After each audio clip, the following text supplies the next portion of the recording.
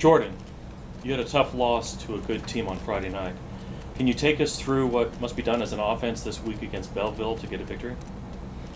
Yes, first thing we have to do, we have to practice great. We practice how you play. We have a good practice all week. We're going to have a good game. We have a bad practice, we're going to have a bad game.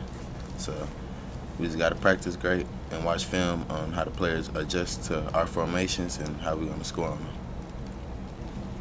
Last Friday night, you had a critical 2-point conversion catch that put you guys in the reach of victory.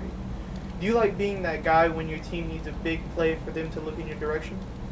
Yes. During the last offseason, me, Coach E, Coach Gibbons, and the rest of the receivers, we practice for those big moments. So all we need to do is just throw it to me and I get the job done. After looking at Bellville on film, what challenges do you think they pose as defense for you and the offense this Friday night?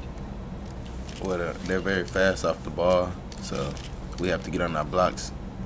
And they're just a quick team overall. Their middle linebackers fast. They have 2 fast returners from last year, number 5 and number 10, I believe.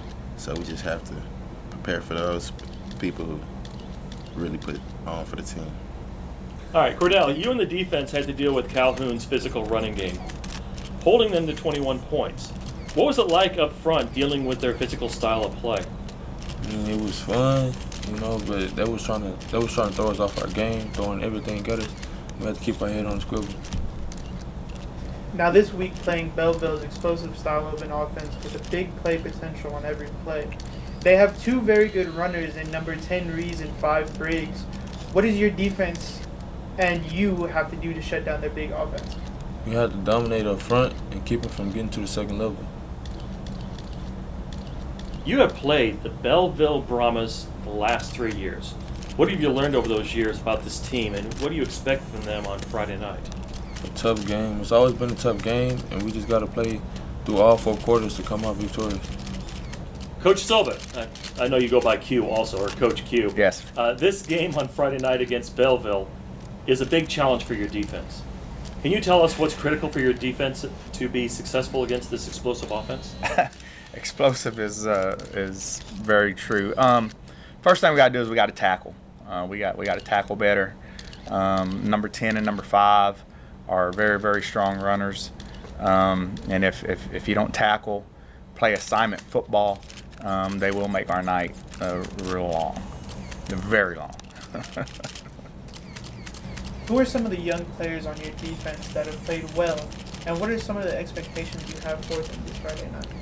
Well, my secondary has stepped up pretty big. They're all young. They've never played a down of varsity football until this year, which is, Ashton Miller at weak safety, Braylon Collins at strong safety, and Jalen Rhodes at free safety.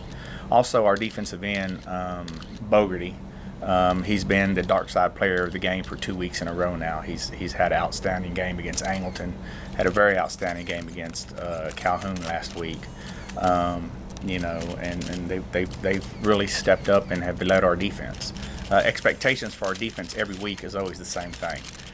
We try to be a perfect defense. We preach to be perfect, because if you're not perfect, you're going to be a pretty good defense. There's no such thing as perfect. So the better we play, the higher expectations that we set for ourselves. We feel like that we're going to be a pretty good defense throughout the year. Stopping the run this week is big.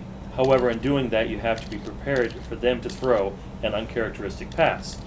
So what are your plans in stopping them?